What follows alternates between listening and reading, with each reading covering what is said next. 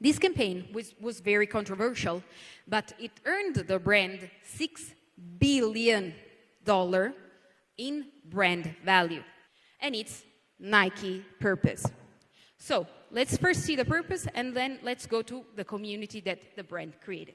Because if the roots, the solid root, are the foundation of a strong tree, this model has been made in the United States for Western brand.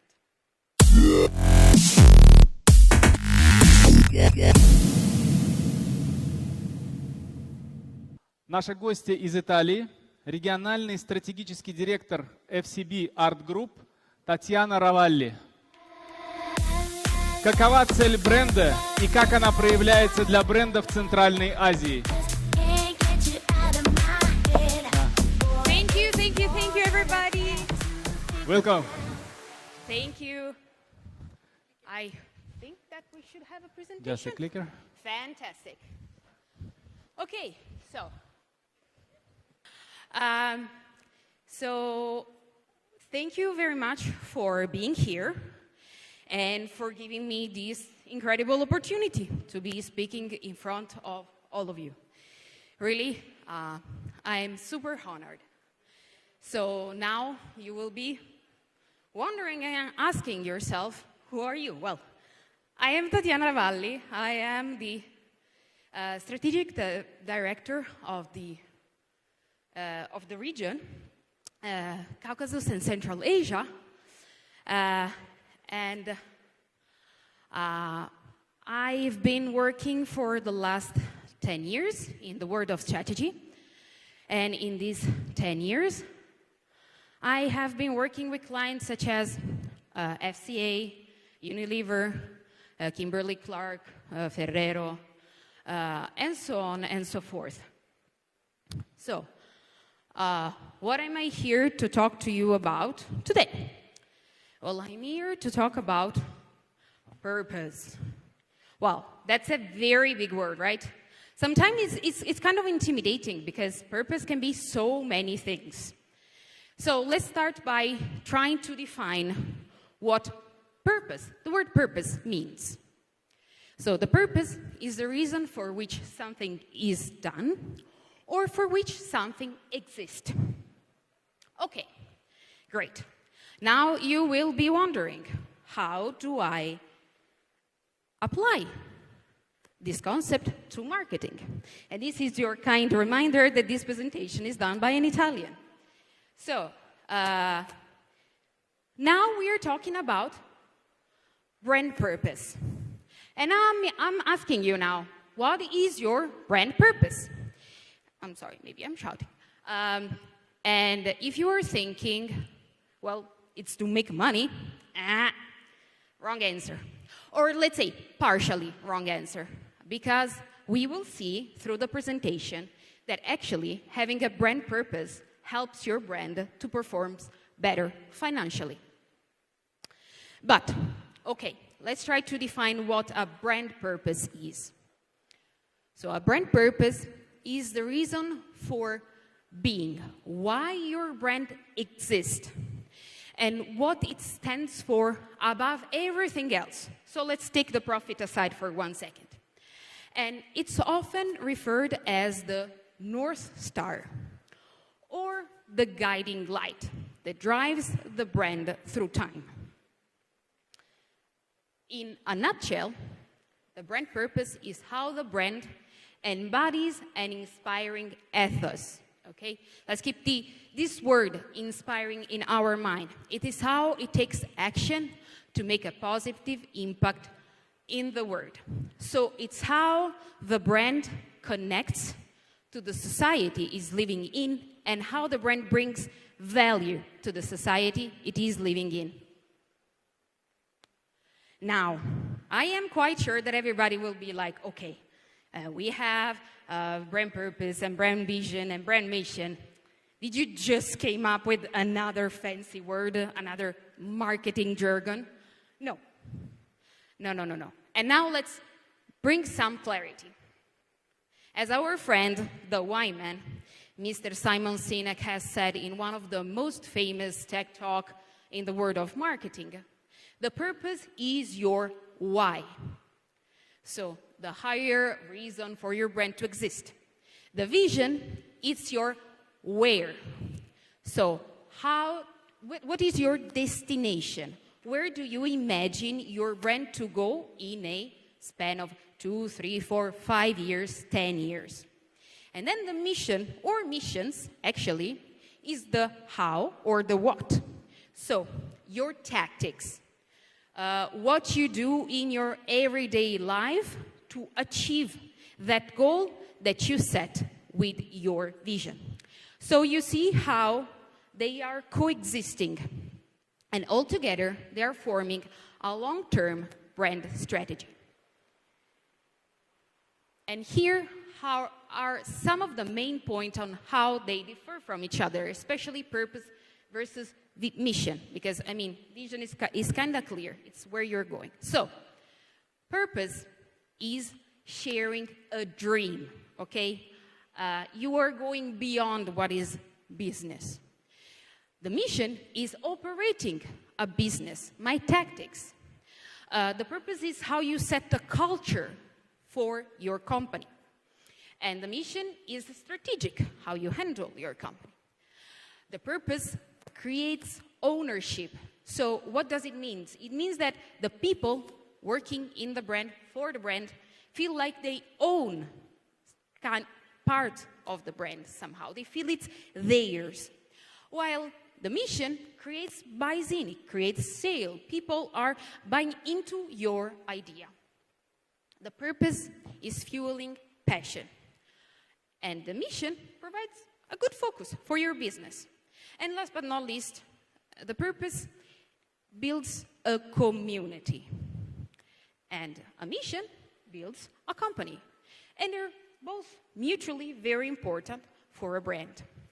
And now let's go and see one of the most long-standing purposes that created one of the strongest community in the history of marketing. And it's Nike purpose. So let's first see the purpose and then let's go to the community that the brand created. So Nike purpose is saying to bring inspiration and innovation to every athlete in the world. Very synthetic. If you have a body, you are an athlete. Okay. And this is the purpose. So this is company facing, okay? This doesn't go out to the public. But when it goes out to the public, it becomes the Just Do It that you all know, right? And did you know that Just Do It was created at the end of the 70s and beginning of the 90s, okay? It's not something that is recent, but the brand picked it up more in the latest years. And what does this purpose say? It's saying, hey, you, Tatьяна, in this case, you are definitely most not an athlete, but with the right pair of shoes and with the right attire, you can go out and try to run, okay? So if you have a body, you are an athlete. This is the purpose that Nike is pursuing, transforming ordinary people into athletes. And that's what it did, because many people were like, okay, like professional brands are looking very intimidating, but Nike has super cool sneakers, and they're telling me that I can try.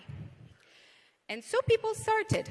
And now Nike has one of the biggest community, if you think about, for example, their app, Nike Run, or their training courses. They are super big as a community, and they have very loyal consumers. And they started with a man running on the Golden Bridge, an old man, he was 70. He was running on the Golden Bridge, this was the commercial, and he said, well, I have 2 legs, I can run, I can give it a shot. And this is how this incredible brand started, with a very rooted purpose.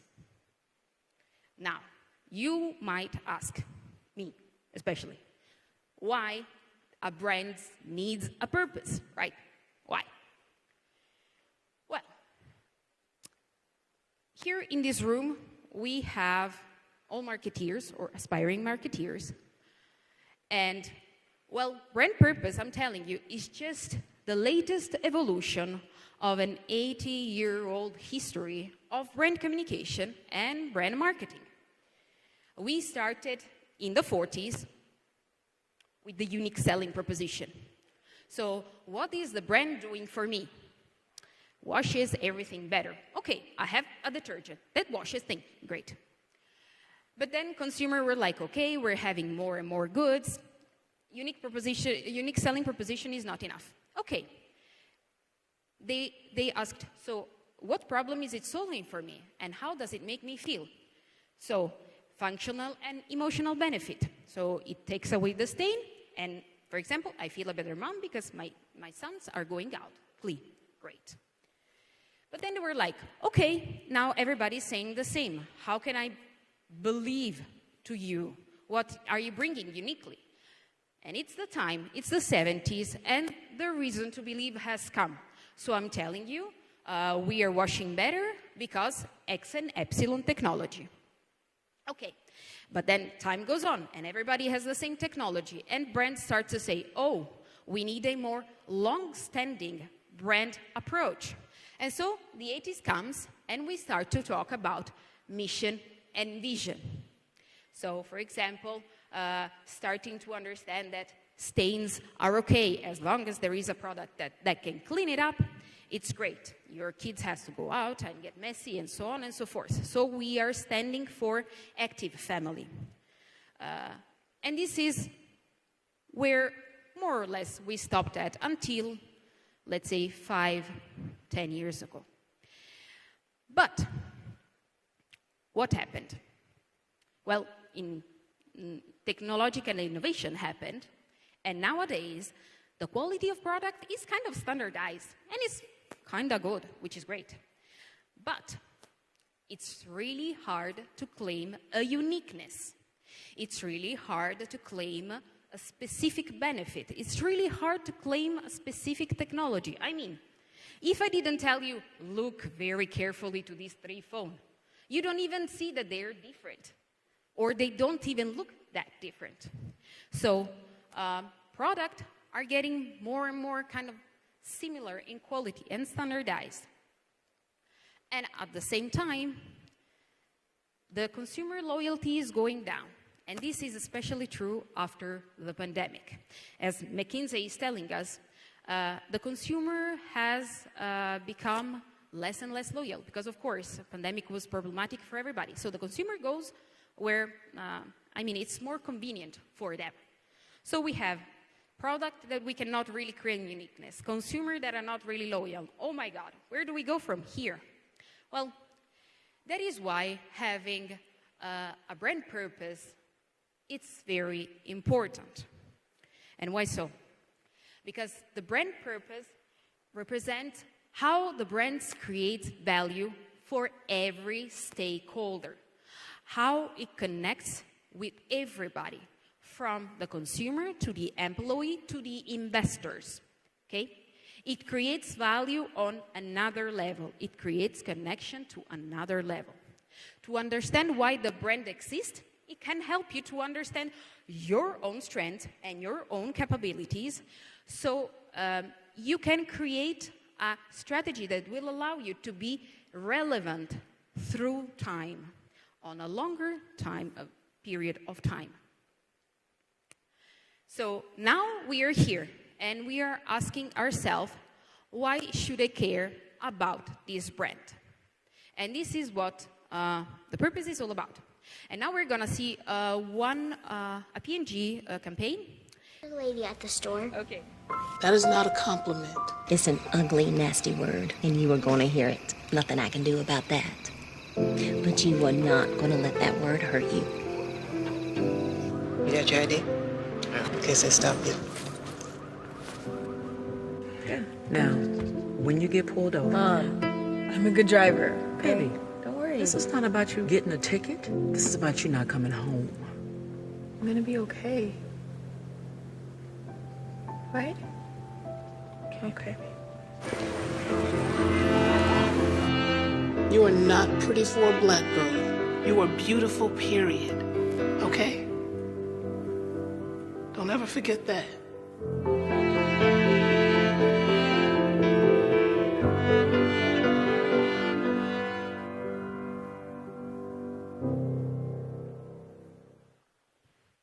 So this campaign is called The Talk because every African-American mother has to have this talk about the fact that as a baby you will hear insults thrown towards you. And you have to learn to deal with it. This is called The Talk, and they're saying, hey, it's time for all of us to have a talk because this is not acceptable, okay?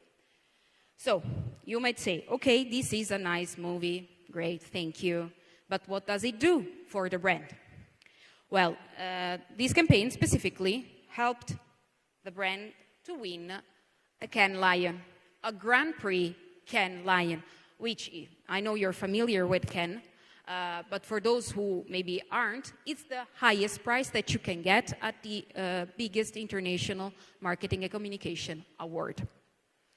And it helped the brand to stand out because, in the word of the chief brand officer, Mark Pritchard, it showed that the brand purpose, and the answer from the consumer was very positive. And it showed how P&G wants to be a force for good and a force for growth. So you see, P&G is selling fast-moving consumer good. They're not saying, hey, let's sell more. But they're saying, hey, we're such a huge company that we can have an impact on our society. So let's try to do that. And now you will be telling me, okay, but this is just, for image. What does it do for me as a marketeer? What does it do for me as a company? Well, actually, this is a research for Mull & Lowe. And this research is saying that the brand purpose helps you to perform better with your audience, especially with millennials and Gen Z, the up-and-coming audience, our prospect. Well, not necessarily prospect because millennials at this point are 40. Let's recognize it. They're not young anymore. So it helps to connect more with our audience. And it has been proven that even if the brand is a bit more expensive, the consumer, if it's sharing the same value as the brand, it's willing to go for the most expensive brand and give up on saving because it is important to connect at a deeper level, at an emotional and value level. And this is even more true for the Gen Z generation. And it's not just helping the brand to get new consumer or to improve the relationship with the consumer, but actually having a brand purpose and communicating your brand purpose can help your brand immensely, as this case is telling us. This is the Nike Copernica campaign, and it's called Believe in Something. This campaign was very controversial, but it earned the brand $6 billion in brand value. $6 billion. Can you imagine how big? Have you ever had a budget this big? I don't think. I've never seen it. So imagine how much the company benefited from this communication. And also in terms of sale, it brought 31% increase in sales. So, as I was saying at the beginning, we have also a good influence on the brand financial performances. So now if the gods of technology will be on our side, let's play this case history where you will see how the brand worked in this campaign. Several people posting videos burning Nike shoes. Nike is running straight into a political controversy. People are so angry they're burning their own shoes.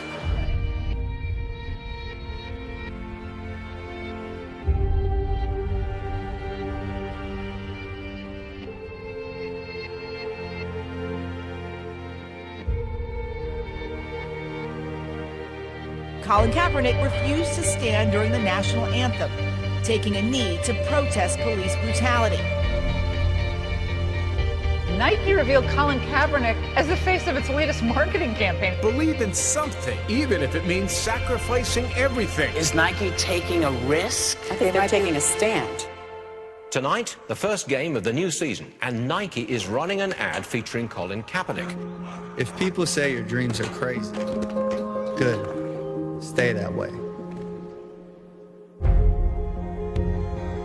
Most of this country was talking about this last night at their dinner table. And I'm never buying another Nike product again. Nike's stock today dropping 3%. Who's going to win this cultural showdown of standing for the anthem? We are. Check this out. I went out today and bought me some Nikes. I want to applaud Nike. Speak up. We're right behind you. This thing is bigger than just the United States, and I think it resonates throughout the world. Kaepernick assegura que es Just do it. Nike stock reached an all-time high last Friday. I'm gonna buy more Nikes now. Nike's on the right side of history.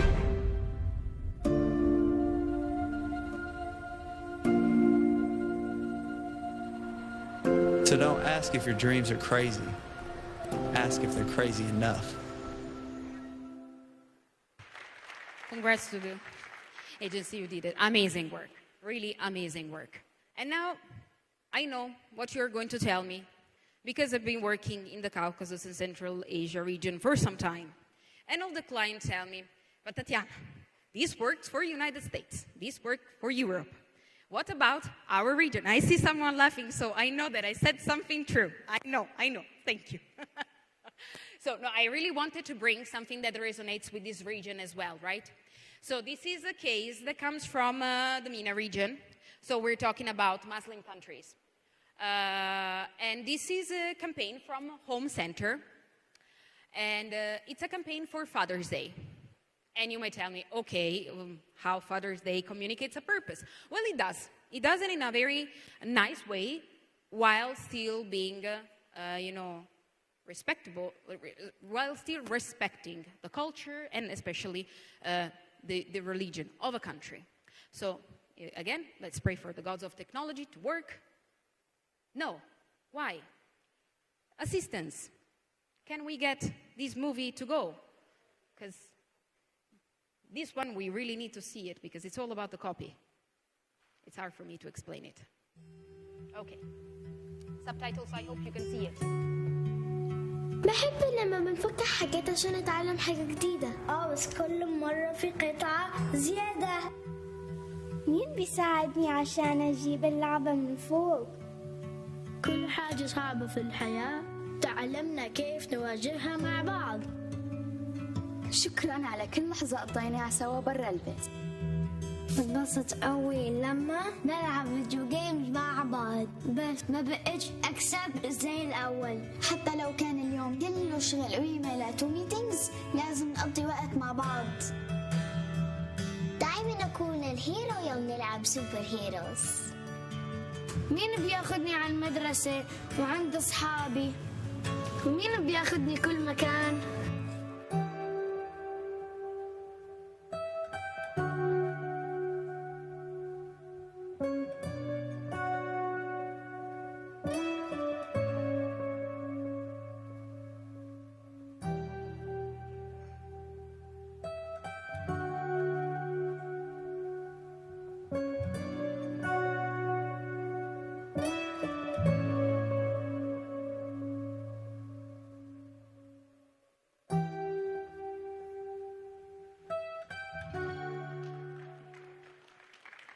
So Home Center decided to talk about not a controversial topic, but there is still some stigma around single mothers, especially in this part of the world. And they said, hey, but they are our customer, and while everybody's doing campaigns for the father, why is everybody forgetting about the mothers who are doing 2 jobs?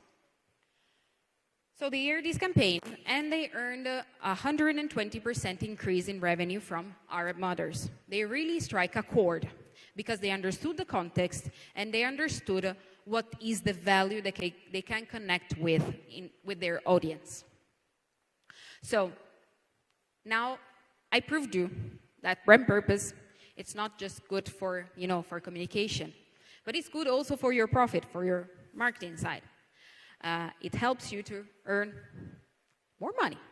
So now that I got your attention, because I told you that you can improve your financial performances, I know you're asking, how do I find my brand purpose? And that's a very good question. Well, luckily, we at FCB, we have a tool that has been developed from our office in New York, from FCB Global. It's called the Brand Bedrock. And you might ask me why there is a tree in there. We're talking about advertising, not ecology. Well, yeah, but the tree is like a brand. You know, it has its root in what the brand does. And then there is the trunk and then all the foliage, which is exposed to everything that is happening around the brand. You know, the context, Corona, the stock market, competitors, and so on and so forth. So the tree is our metaphor for a brand. And the Brand Bedrock is our proprietary tool for the identification of the brand purpose. Because if the roots, the solid root, are the foundation of a strong tree, the Brand Bedrock is the foundation of a strong brand strategy. Because it helps the brand to keep its consistency with who the brand is, but at the same time face everything that might be happening in the present or in the future. So remain relevant, which is one of the biggest problems for any brand. Like, how do you keep up with times, especially when times are going up so fast? So how do we do that? We have this frame that we are going through for every brand that is working with us. We are interrogating the past first. So it means we're digging deep into the brand, okay? If the brand has a history, we dig deep into the history of the brand. But if the brand is new, we try to understand why the brand was created. Then we understand the present, which means the category. What's going on between your competitors? What's going on among your audience? What are they talking about? How are they behaving? This is very important. And then we anticipate the future, which is my favorite part, trends. We are trying to understand where our world is going to go and how we can insert ourselves in, let's say, this dialogue, in this dynamic, and how can we remain relevant for a longer time. So this is our, let's say, background work, and all of this work is needed to come to this one slide that looks like just one slide, but trust me, is like months of work to fill it in. So this is our model, and here are all our the components of our model. As I told you, we have a tree. The upper layer are audiences and capabilities, which are connected to the audience and competitors. And these two layers are on the upper part because they can change more often. The audience can change very often, actually. These three layers, instead, are deeper layers because are those layers that are going to stay for a longer time. And it's where the root of the brand are staying. So let's go very quickly through all of them. Audience, who is our audience? What is their profile and what are their aspirations? Something that maybe the brand can work with. Then capabilities. What does the brand do well compared to competitors? And that's where analyzing competitors is fundamental to understand what you do better than everybody else. Then we go into values. So what does the brand live up to? What are the values that are driving the brand? And then we go into principle, and this one is very important. And I'm going to start from this one, because we're talking about the essential enemy. What is the brand fighting against? And you might say, okay, my competitor. And I'm telling you, no. You know Nike, who was Nike's essential enemy? It was not Adidas, it was not Reebok. It's laziness. And that's why, that's how our model is going deeper. Because when you think that your enemy is laziness, your strategy is going to change completely. You're not just going to go against Adidas or Reebok with better prices or a better product. No. You're gonna start to talk about maybe audiences that you never talked to, which are maybe the lazy one. And you're starting to think that, maybe I have to sponsor marathon, maybe I have to do an app, and you go beyond, and you find better marketing strategies. Then we have the fundamental belief, so the belief that gives the brand its power. What we want the consumer to believe, because we believe in it. And then we have the behavioral missions, because consumers, at the end of the day, are behaving in certain ways with our product. They're not just purchasing. Purchase is a behavior. So, how do we want our consumer to behave after they faced our brand, after they faced our message? And all of this then comes down to the bedrock. So, the purpose of your brand, why the brand exists. And this is our motto. And now I know again, I am anticipating your thoughts. And you might be saying, oh, nope. Okay, this model has been made in the United States for Western brand. And here, I'm going to surprise you, because I know you've been thinking, but does it work in Uzbekistan? And now, me and Dirshak, that is coming, we're here to surprise you and tell you that actually we brought to you a completely local Uzbekistani case for you to enjoy. Ассаламу алейкум, Яна Барбата, здравствуйте. Давайте я быстро расскажу про нашу модель, которую Татьяна только что презентовала, потому что это бренд-цель. Это найти идею, большую идею бренда, на которой будет и далее построено позиционирование и будет проведен ребрендинг. В данном случае мы рассмотрим кейс Агробанка. Вы знаете, что с 2017 года вообще Узбекистан очень круто меняется каждый день, в том числе меняется со страной вместе, меняется и банковский сектор.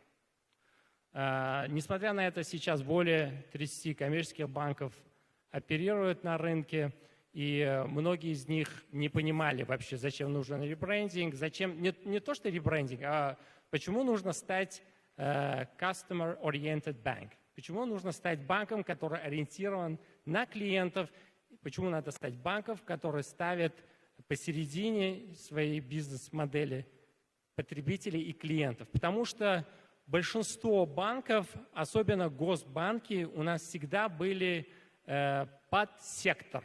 То есть если это автомобильная индустрия, это АСАКа-банк, если это информационные технологии, это Алока-банк, если это промышленность агро, это значит Агробанк.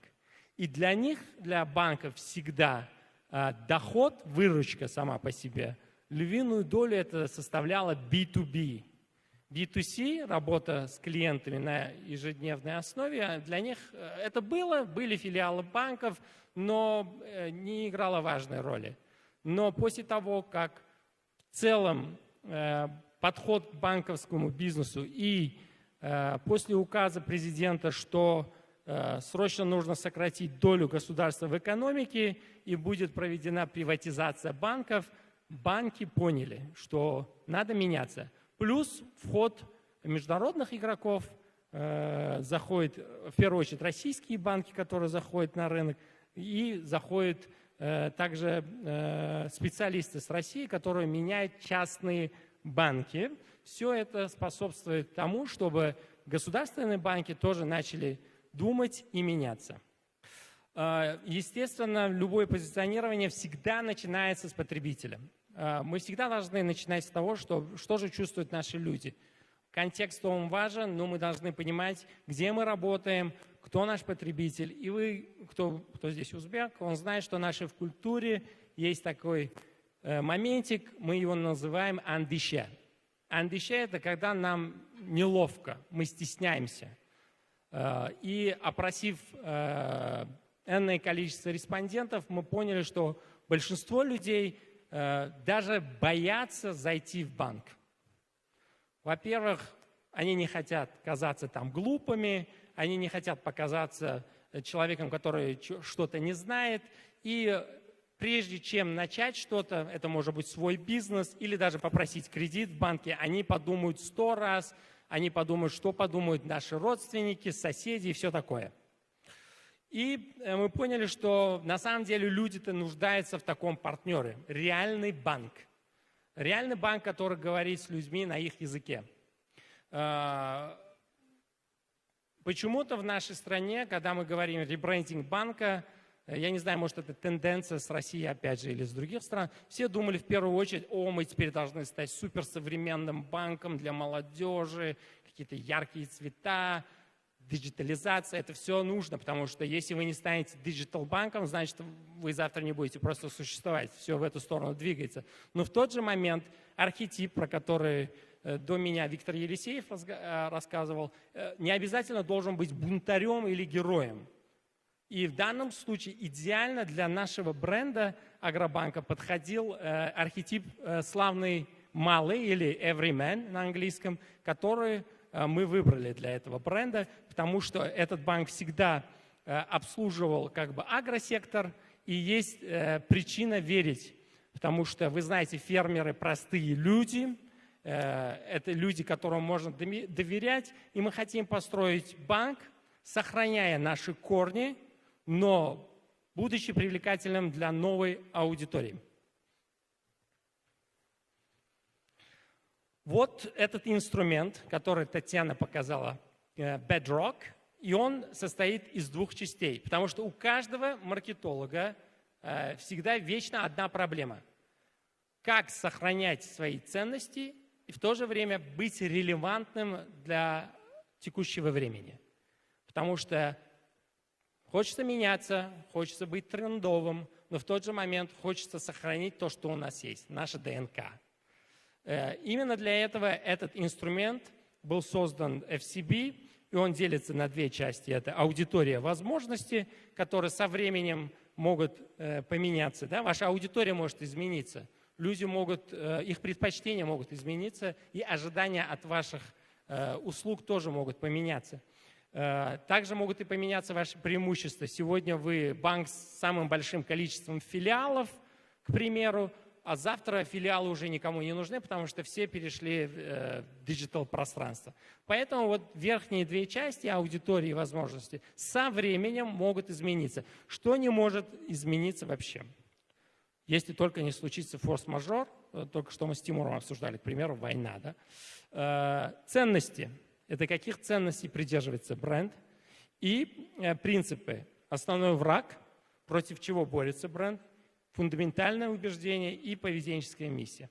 Далее это все заканчивается, мы называем это бренд bedrock, или можно просто сказать бренд-идея. Просто чтобы не усложнять, какая у вас идея, чем вы отличаетесь и как вы хотите помочь своему потребителю. Это может меняться, убеждения всегда должны оставаться неизменными. В общем, профайл нашего потребителя – это простые люди с предпринимательским духом. Естественно, они хотят достигнуть процветания с помощью новых решений, в том числе от банка. Как мы ранее уже сказали, какие есть преимущества именно у Агробанка. Это честный банк для честных людей, всегда был таким. Что делает его дистинктивным? Кстати, мы писали это позиционирование во время пандемии, мы поняли, что агропромышленность, то есть мы это всегда знали, но это просто напомнили нам, что она играет vital role, как говорится, очень важную роль вообще в жизни людей. То есть не будет продукции, мы все останемся голодными. Поэтому это и делает банк дистинктивным, потому что до того, как сделать ребрендинг, было много вопросов, будут ли менять название, в том числе банк. И решили в конечном итоге оставить Агробанк, потому что было много вариантов. И после того, как было решение принято оставить название, мы поняли, что эта дистинктивность тем более подходит к бренду. Ценности – это сила духа, близость, честность, доступность, современность отныне. И самое главное, основной враг – страх провалиться, страх перед неудачей. Против этого страха мы должны бороться. Фундаментальное убеждение: каждый может расти вне зависимости от соцстатуса, я не знаю, пола и других показателей. У человека, у каждого из нас есть возможность расти, и банк говорит, что он открыт, потому что ребрендинг включает в себя не только изменение логотипов. Это комплексный подход. Ребята убрали даже решетки с банка. Там были у них заборы, они убрали заборы. Они меняют каждый филиал, они действительно, потому что это долгий процесс. Это не так, что ты провел ребрендинг, и завтра все заработало так, как написано на бумажке. К сожалению, это требует времени, требует инвестиций, в том числе и изменения бизнес-процессов внутри компании. Поведенческая миссия, которую мы хотим привить, что раскрой свой будущий потенциальный рост. И сама идея, она звучит следующим образом. Агробанк – это плодородная почва для полноценного роста. Это ни в коем случае не слоган. Это идея, которая передает сущность бренда. И нам повезло создать также ролик-манифест, который был запущен во время презентации Агробанка, когда они заявили, что меняют полностью свой банк. И мы считаем, что это первый имиджевый ролик вообще в Узбекистане в категории, банковской категории, который первый ролик рекламный, который не показывает банк, не показывает, как проходит транзакция, не показывает счастливых клиентов, которые выходят из банка. Всего этого нет в этом ролике. Здесь есть только философия банка. И я надеюсь, что этот ролик вам тоже понравится. Сейчас мы его проиграем.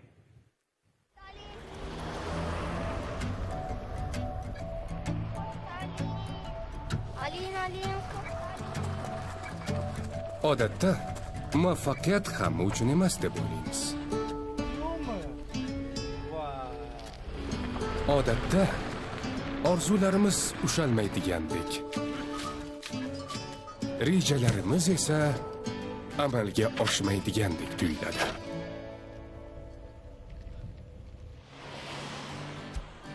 Ammo maqsad sari birinchi qadam tashlar ekanmiz. Yana davom etish uchun o'zimizda jur'at topa olamiz.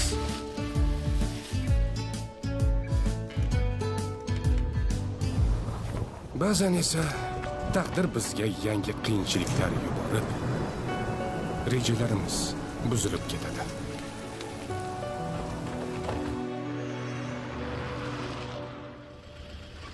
Shunga qaramay, yordam umuman kutilmagan vaqtda kelishi mumkin.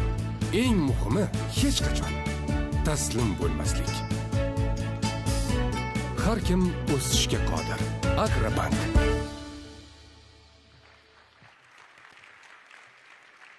Ну, в принципе, вот, с момента, с самого начала мы показали, как выглядит непосредственно инструмент по позиционированию бренда. Это уже вот конечный результат, сам ролик, манифест. И если вопросы-ответы, мы можем обсудить их здесь, в фоле. Татьяна здесь. Спасибо.